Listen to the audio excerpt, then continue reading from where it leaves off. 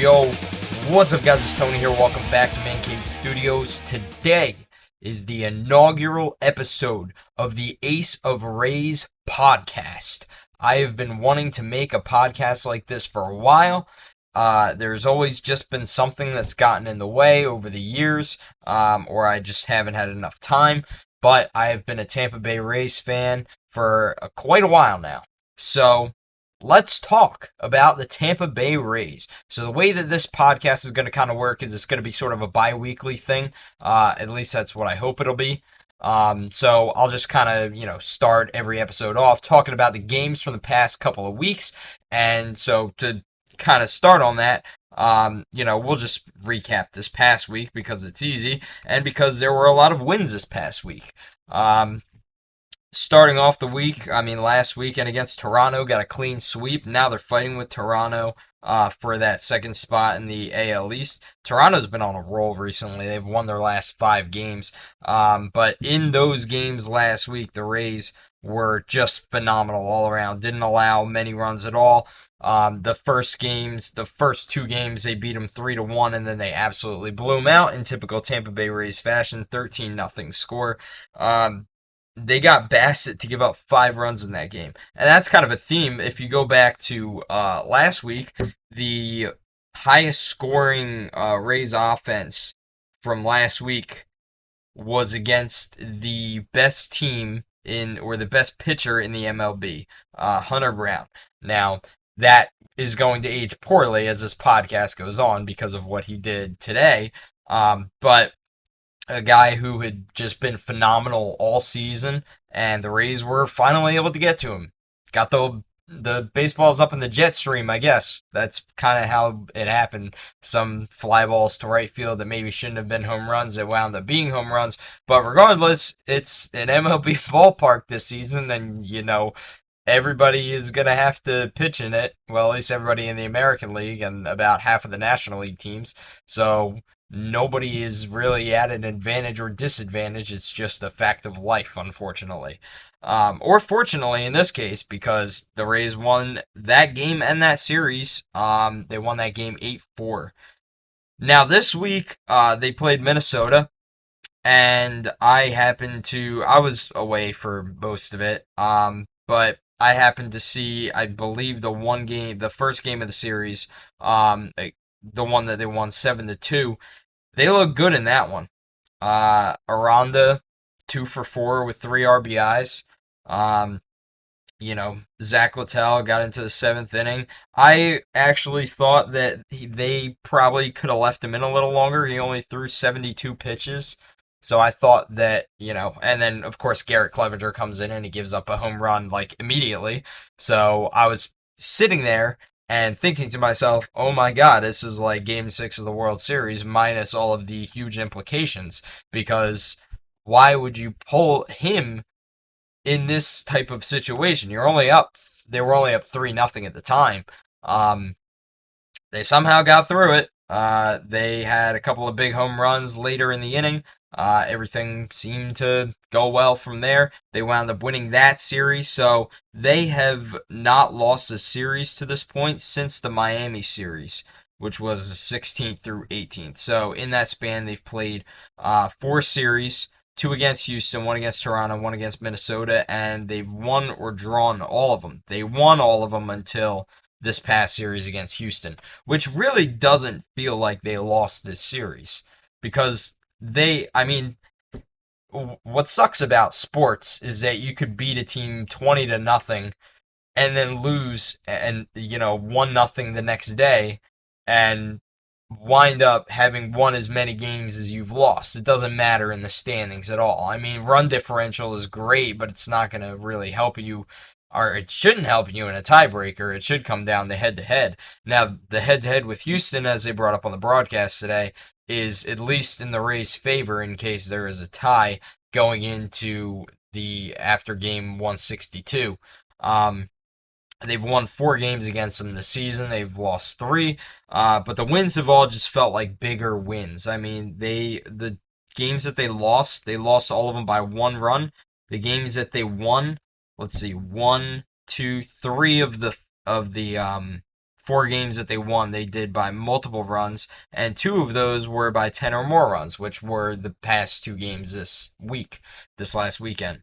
Um, the game on Thursday was just phenomenal all around, but I think the most complete game of the year easily was the 16-3 win on Saturday.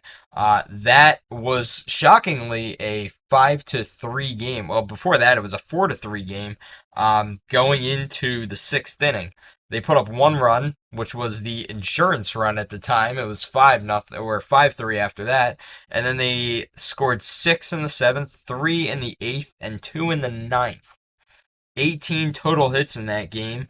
And they only left 5 on base, and they actually hit 7 for 18 with runners in scoring position. See, I wish I had made this podcast sort of thing earlier, because the Rays are basically exactly the team that I thought they would be, minus the record not being as good as it probably should be. They didn't get off to the best start. But, they've just gotten better. And the hitting has gotten better. And shockingly, the runners in scoring position has gotten better. The team is basically the opposite of where they were last year.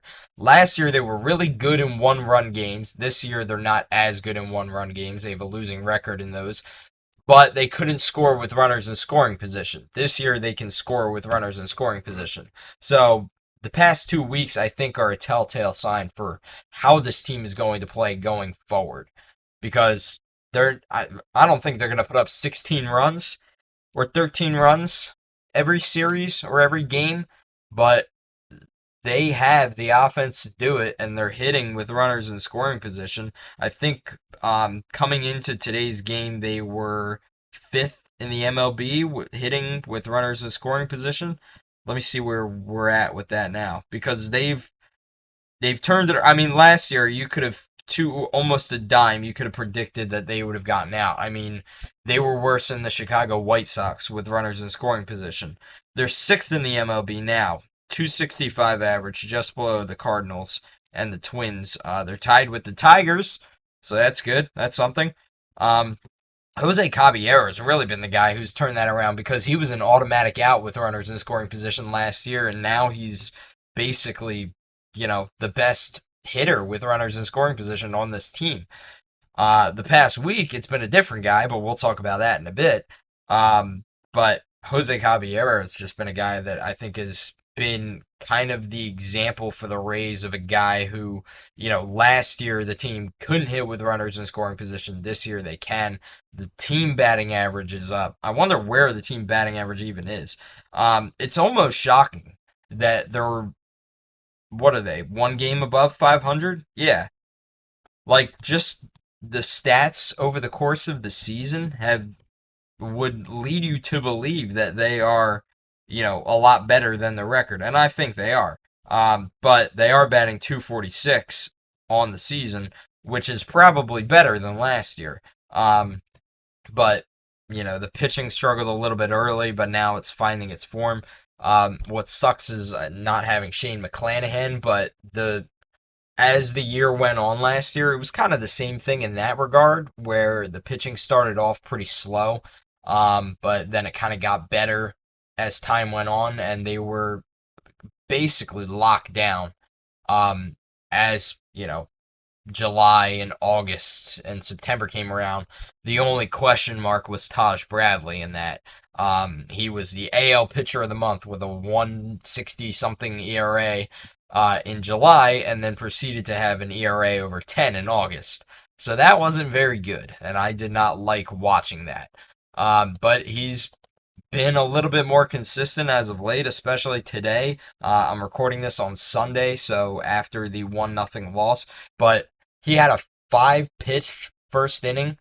The Astros were just swinging at everything. He gave up 1 run, and then that was it for the game. But he was phenomenal after that. He threw 104 pitches, but 7 innings, 10 Ks, 3 hits allowed. And that's not even the best pitching performance of the past week, I would say. Because, maybe if he goes another inning, but he was already at 104 pitches, so I don't think so. But I think you have to give the pitcher of the week to Zach Littell. pitching the complete game. Kevin Cash doesn't allow the best consistent starting rotation in the MLB, or one of them, to really pitch complete games. I mean, famously, he is known for taking pitchers out of the game in key situations where he thinks he has a reliever that could do better. Uh, Game 6 of the World Series.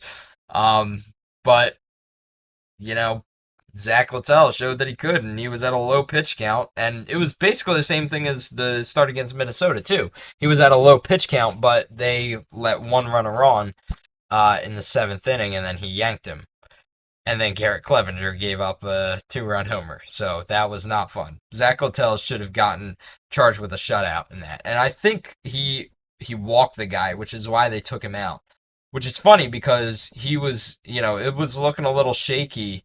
I know they were up 16-3, but it was looking a little shaky there in the bottom of the ninth at Houston. But he got through it. He threw 117 pitches, which is 45 more than his previous start, in which he only went 7 innings, well, 6 1/3.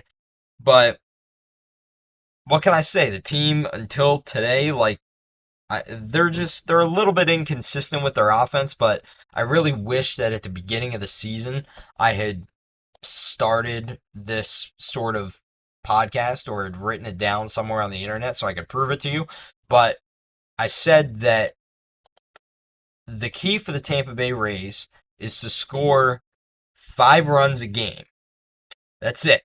That's all they need to do. That's all the offense needs to do. They need to score 5 runs a game 100 times this season. Meaning they don't score that many, and, maybe that's a little over whatever. But if they do that, if they score 5 runs in a game, they're going to win, I thought, 80% of those games. They're 20-1 in games that they score 5 runs. That is just crazy.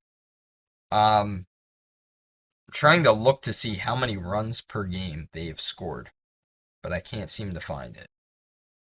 I guess I could find the runs and divide it by the number of games. 256 runs scored total. They've played 59 games. So yeah, they've scored about 4.3 runs per game, which is good, which is, a lot. And that's where they want to be. 20-1 in games that they score 50, or in the games that they score 5 or more runs. That's far exceeds my expectations. But that's just how good the pitching has been.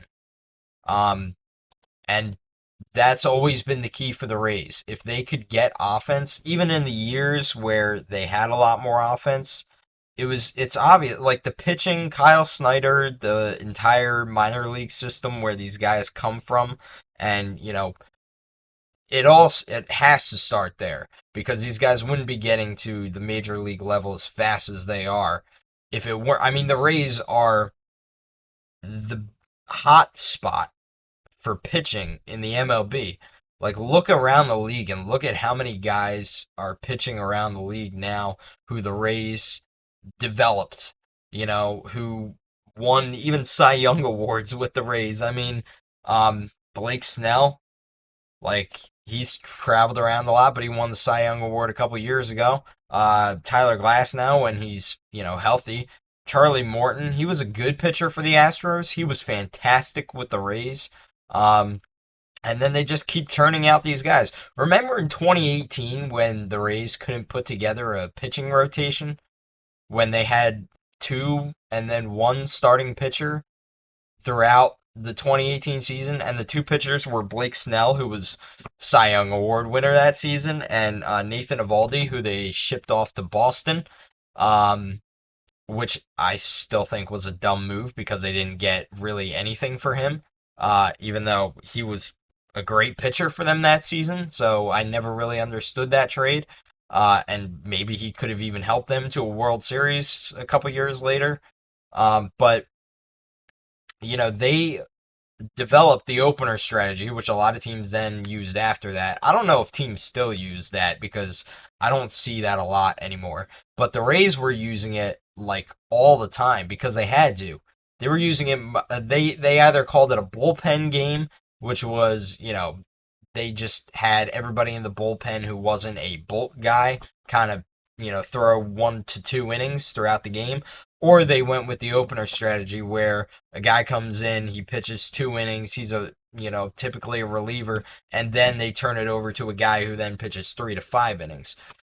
And Ryan Yarbrough was like the guy that year. Him and Yanni Chirinos, they were the two like main guys that were part of that whole opener strategy, and they won 90 games that year with that. Because they were great pitchers. They just, for whatever reason, couldn't start and couldn't go deep into games. Even though Ryan Yarbrough wound up becoming a guy that the Rays could look to repeatedly after that. To pitch 7 innings. He actually tossed the last complete game until this past week in Rays history, so you have that. But back in like 2018, he was pitching 5 innings maybe, and he wasn't starting. He was coming in the third and pitching through the seventh, and then that was it. And then they would turn it over to the bullpen, which was also the best bullpen in baseball. And I could talk your ear off about that team that year. They probably, if that third wild card spot existed, the Rays would have been in it, and I think they would have given any team in the league a run for their money. I mean, this was a team that outscored the Red Sox like something crazy like 30-4 or 30-5 or something in late August. And that was the Red Sox team that went on to win the World Series. But the point is this. Now you have a team that they have almost too many pitchers. And I kind of wish that they still had Jeffrey Springs, to be honest with you, because I think that that may have been a mistake, that move, but I guess only time will tell. But, they've got 6 starting pitchers, and one is on the IL right now. So they have the perfect amount of pitchers, and they have guys that can come up from AAA who would maybe not be as great as the pitchers that we've seen, at least not right now, but would get us through games. Could probably pitch 5-6 innings and give up 3 runs or less most of the time. Is what it is. I really just hope Shane McClanahan comes back soon. But the fact that the starters, they mentioned on the broadcast at today after or during the Houston Astros game, the last game of the series, that the Rays starters have pitched the second most innings of any team in Major League Baseball this season. And again, remember, in 2018, that was not happening. They were probably pitching the least number of innings because the starters were relievers and the relievers were starters, which is how wacky it was. And that team, again, won 90 games. Now they have these starting pitchers that can go out and throw 7 great innings, and we're still struggling to get above 500. And you don't obviously change anything because of that, but the hitting was just very much better back then. But it's starting to find this form recently. And you have Jonathan Aranda. I remember fans complaining all of last season about he was never going to turn out to be anything or any of that. And I was sitting there thinking, okay, he has been up for what, like 3 weeks, 4 weeks as of last May. And, they set him down. He played better. He played a lot better in September when he got called back up. And he carried that into this season in a massive way. And he's still hitting 320 with a 915 OPS. Josh Lowe, who's been on the IL most of the season still, he's batting 322. Jake Mangum, he didn't do a lot today, and he was also on the IL a majority of the season, but he's still batting 316. I mean, they've got a team here that could have multiple All-Stars, which last year was not the case. Last year it was Isaac Paredes, and I think that was it. I don't think they sent a pitcher to the All-Star game. This year, I don't know. It's anybody's guess. I don't think Taj Bradley is gonna get in, although he probably should. But he's just way underrated in terms of what he can accomplish. I don't think that'll always be the case. I think eventually he'll develop into a really consistent pitcher, but his ERA is now it's below 4, so he's well on his way. Um, I would think that they would send you know somebody somebody from the pitching staff. I don't see how you couldn't send somebody from the pitching staff. And I'm trying to find like individual ERAs from the team in one place because I don't want to go through everything just to find it. Um, let's see. Ryan Pepio, 321 ERA. Zach Littell, 386, but he's been fantastic as of late. So like these are the guys that you might expect to see in the All Star game, and probably a couple of relievers too, because they've been fantastic in relief. I mean, Pete Fairbanks has been excellent. They haven't even needed to use him recently because they've been either crushing opponents or losing by one. But I don't know. I don't know who you send from the pitching staff if you don't if you know I mean, Ryan Pepio seems like a no-brainer, but how far deep into the season? I guess they just measure. I guess fans really just measure like the overall stats of a team over the course of a season, which I think is the. I first of all think that the All Star game is way too early. I think it should be in August or like yeah, it should be in August or like mid to late August instead of July because voting starts like probably in the next week or so, and you haven't even played a third of the season yet. Most teams haven't played a third of the season, and they're going to be voting on players based on their numbers through a couple of months. And the guys who are going to have an impact down the stretch, you might have guys that don't make the All Star game but are batting over 300 because they're batting something like 250 now. Maybe Junior Caminero is one of those guys. That would be fantastic. I don't think he's going to be an All Star, although again, I would think that he should be, but I'm probably alone in that. But if the MLB wants to emphasize the power game, then you've got to kind of live and die by that. And he's been fantastic for the Rays as of late. I think Aranda's a no-brainer for the All-Star game, and it's just a matter of if Josh Lowe and maybe Jake Mangum can continue with their numbers, and then Ryan Pepio I think should be in, but we'll see how that goes. Um, that wasn't where I meant to go with this, but anyways, let's move on now. The next thing I'm going to talk about during these games is I'm going to give kind of my opinion on a hot take. And I'm going to give you the opinion that is kind of the opposite from what everybody is probably hoping that I'm going to say. And I'm going to call this segment Devil's Advocate. Devil Rays Advocate. I butchered that. I butchered the name of the segment. That's crazy. I'm going to call it Devil Rays Advocate. So the first edition of this, what are we going to talk about? We're going to talk about Chandler Simpson. Was sending Chandler Simpson down the right move for the Rays? Now, the popular opinion is no, because he has been fantastic. He's third in the MLB in stolen bases. He was hitting the ball really well, but with Jake Mangum coming back off the IL, he is now back in AAA. And a lot of fans are disgruntled by that. Before he was sent down, he was batting 285. And like I said, he was third in the MLB in stolen bases on the team that is leading the American League in stolen bases, at least last I checked. I think that this was a necessary move.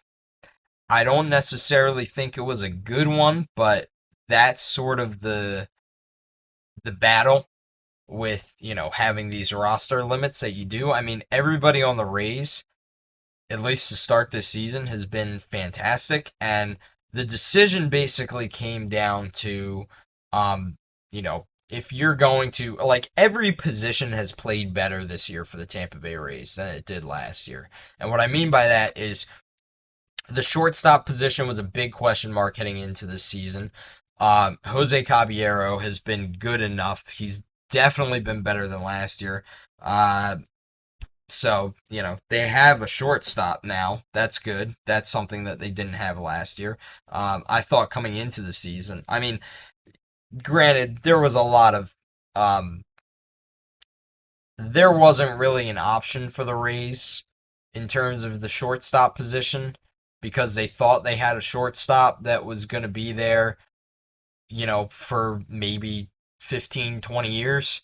And then he messed up his entire life. Um, so I don't really blame them for that. But then, Jose Caballero, like I said earlier, he was not good with runners in scoring position last year. This year he's been a lot better, and he's batting 257 now with a 735 OPS, or he's actually batting 252 after today's game, with a 719 OPS. He has 19 stolen bases, 20 RBIs. So he's just been like a lot better this year. The outfield was another question because the outfield last year could not hit at all. Johnny DeLuca gave, some hope coming into this season, and I thought that if anything, he was going to kind of lead the way. If anybody was going to blossom this year, it was going to be him, and unfortunately, he's been injured. Um, I don't think anybody expected in the limited games that Josh Lowe has played that he'd be as good as he is, considering how he played last season. And then left field was kind of a giant question mark. But the outfielders, most of them were not on the team last year. Now, I think Jake Mangum should have been called up before the end of last season. I thought it was dumb that he wasn't. I thought it was kind of dumb that Cameron Meisner was called up ahead of him, especially when Jake Mangum was batting so well in AAA in Durham. Um, Meisner is batting 226 right now. The issue is that Meisner is not going to typically play center field. He's mostly going to play left field, which is where the Rays have the biggest hole. He played center field today, came in and played it. Mangum is going to be the guy in center for the most part until DeLuca comes back, and Josh Lowe is going to be the guy mostly in right field. And then they've got Christopher Morel, who just kind of bounces around. But most of what he's done is play left field. Um, so I think that it's really tough. With the 26-man roster, you don't really have much of a choice. Um, Other guys, let me just make sure I'm not missing anybody. I mean, yeah, Jake Mangum is actually listed as the number one left fielder, and then Christopher Morel as his backup. Travis Jankowski being on the IL hurts as well. Cameron Meisner as the top guy in center field. Um, and then Josh Lowe is the top guy in right field. And, Jose Caballero can play in the outfield too. He doesn't usually. But, you know, who do you send down? I think I think it was a good move. Not a good move. I think it was a necessary move only because there is no other player that you could afford to send down. Uh, you can't send Christopher Morel down because he that would require him to be DFA'd, I believe. And somebody's going to pick him up, so they can't send him down. Curtis Mead, I would assume the same thing. He hasn't been too good recently, but he has had his moments. Actually, the last 7 games, he's been a lot better in terms of the course of you know May. It wasn't really that good, and especially in April. But he really started to turn it around towards the end of the month. In the last 7 games, he's batting 316, slugging 789. He has 3 home runs, um, and 19 at bats. So he's finding his form, and that's good. So you can't send him down. So who do you send down?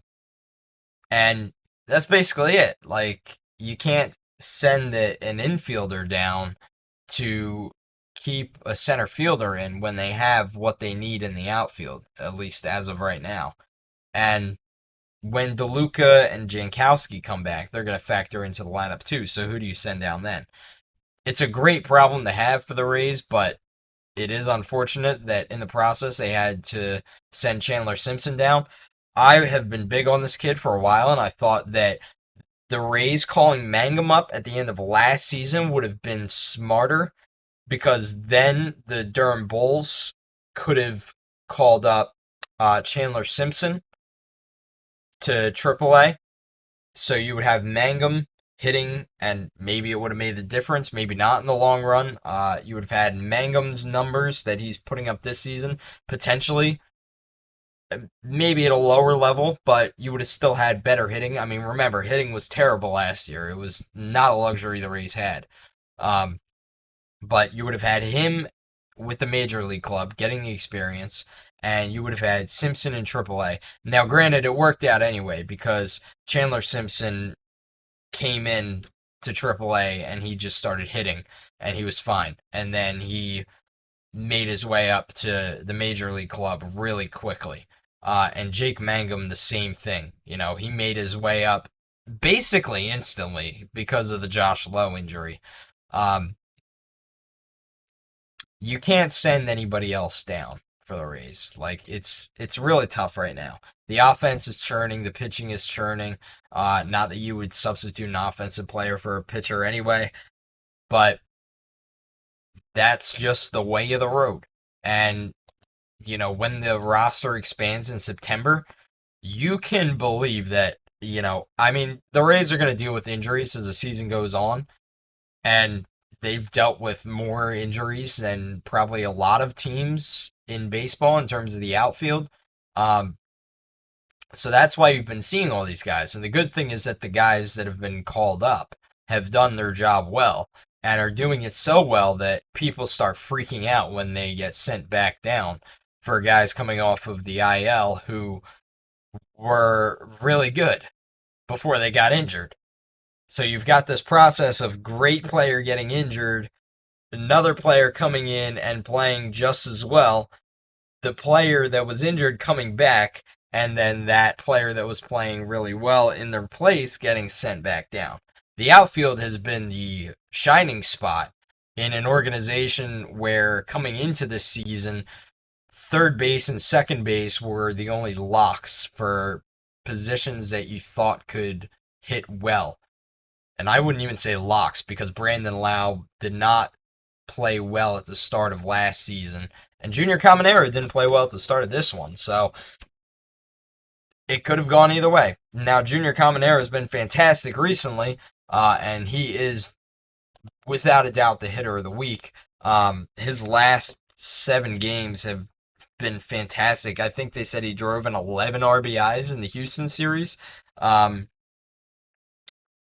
Just, you know, fantastic all around from, you know, the third baseman of the Rays. Today he didn't do much, but nobody really did. The last 7 games he is hitting 379 with a 931 slugging. He's hit 4 home runs. In the last 30 games, he's hitting 271 with, let's see, 8 home runs. That's fantastic. He's doing what he needs to do now, and he's getting better. And again, his numbers for the season, he's batting 262. I thought he tied the game today with the hit in the bottom of the ninth, but unfortunately it was a little too far left. That left field with Houston is atrocious. I guess we can't talk as Rays fans this season playing at Steinbrenner, but the left field in Houston is way too short, which is god awful. But luckily the Rays managed to pitch around it and didn't give up the long ball too much, except in that game on Saturday, they gave up 3 home runs, or 2 home runs, and then I think they gave up a few more before that. They didn't give up any today, but nobody really scored today. So it is what it is. But Junior Caminero is a guy who's really looking up right now. The pitcher of the week, like I mentioned before, is Zach Littell. So I'm going to do this every week. I'm going to talk about who the hitter of the week is, in my opinion, who the pitcher of the week is. I think that the pitcher of the week was Zach Littell because he was everything the Rays expected him to to really do this week and more. The Minnesota game, you know, that was a tight game until late, and he really put his foot down when he had to. He only gave up the one earned run off of the what was it? Was it a hit by pitch? Yeah, it was a hit by pitch in the seventh inning, and then he got pulled, and then Garrett Clevenger gave up that home run.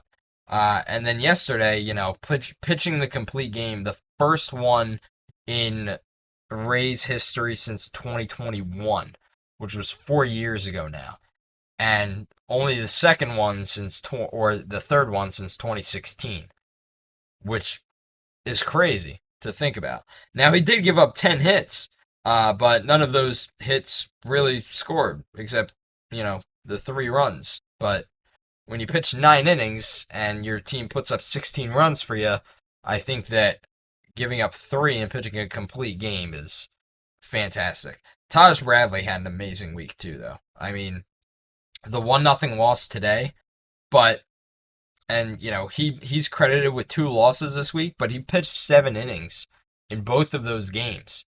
And he had 6 strikeouts in the game on Tuesday against Minnesota, and only gave up the 2 earned runs, 3 runs overall. Again, and another thing is that the run that he gave up today wasn't earned, so his ERA actually went down. And he still took the loss, so he's 4-5 on the season. The team is 6. The team is 6-6 when he starts, and if you told me that at the beginning of the season, I'd be like, "Oh, go figure." Taj Bradley, is pitching like August Taj Bradley and not July Taj Bradley. But he has been playing very, very well this past month. Now, hopefully that continues. I don't know if he'll get pitcher of the month again like he did last year. But in the month of May, in 5 starts, he had an ERA of 4.13. Now he gave up 5 runs against Miami. That wasn't very good. But aside from that, I mean, you take those 2-3 run games, really. I mean, why wouldn't you? Like, the ideal situation in this era of Major League Baseball is you have a pitcher that can go out and throw 6 or 7 innings and only give up 3 runs, because that gives your team a chance to win it in the 7th, 8th, and ninth. And more often than not, especially with the Rays, because the Rays pitching has been fantastic for a long, long time. If you put up 5 runs a game, you're going to win. So all the pitching needs to do is limit the opponent to 4 runs or less every game to give their chance a team to win. And when that happens, when the Rays put up 5 runs in a game, they're 20-1, which is unheard of. So we'll see how this, evolves going forward. But I think that the Rays are in a good position right now. And it's tough to be, optimistic after a loss. But the way that they're playing right now, they're in a good spot. They just need to be, I think, a little bit more consistent with their hitting, because, they beat Toronto in the past couple of weeks, right? Going back to Sunday the 18th against Miami, they lose 5-1. They put up 1 run. Then the next day they lose to Houston 3-4. Then they beat Houston 3-2. Then they put up 8 runs and win 8-4.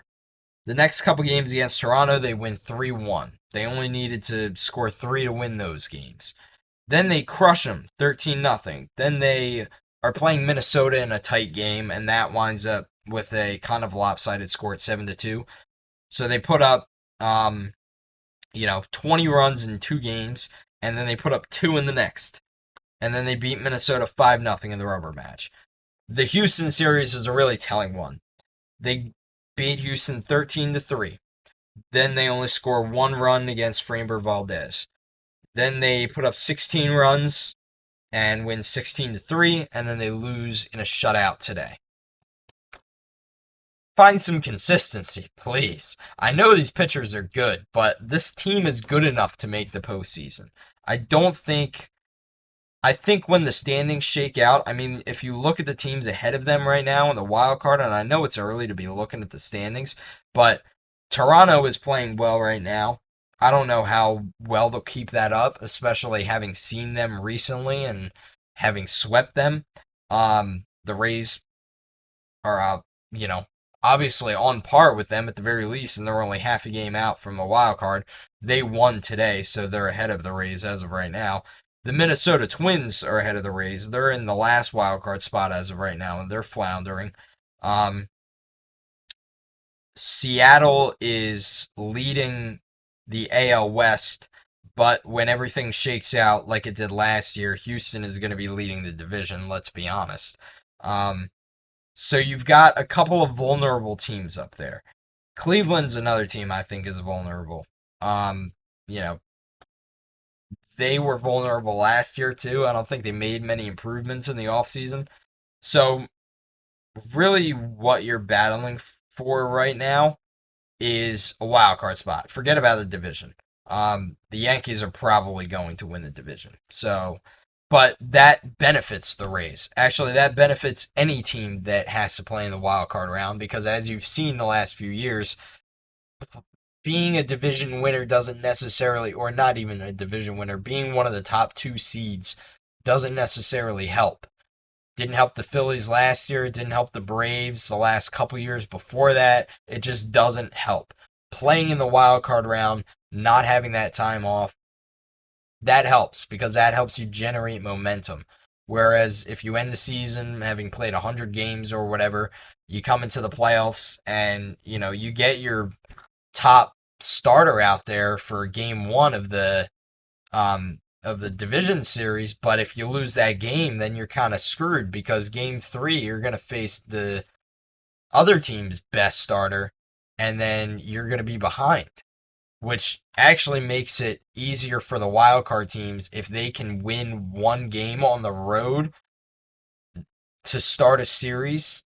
They have the advantage easily over the division winner, the top two seed. Because the way that the pitching stacks up, your two top guys are going on days 1 and 2. If you lose either of those starts, if the third pitcher for the wild card team that advances is good enough to win that first game, or the fourth pitcher is good enough to win that second game, then they turn it over to their number one pitcher, their ace, and you're, as the top seed, you're on your third pitcher. And then in game four, you're on your fourth pitcher. So you're at a disadvantage for the two most critical games of that series. I think moving forward, the teams that get in these top two spots are not going to start their best pitcher in game one because eventually they're going to realize this and realize that it's not doing them any favors. Because again, you lose one of those games.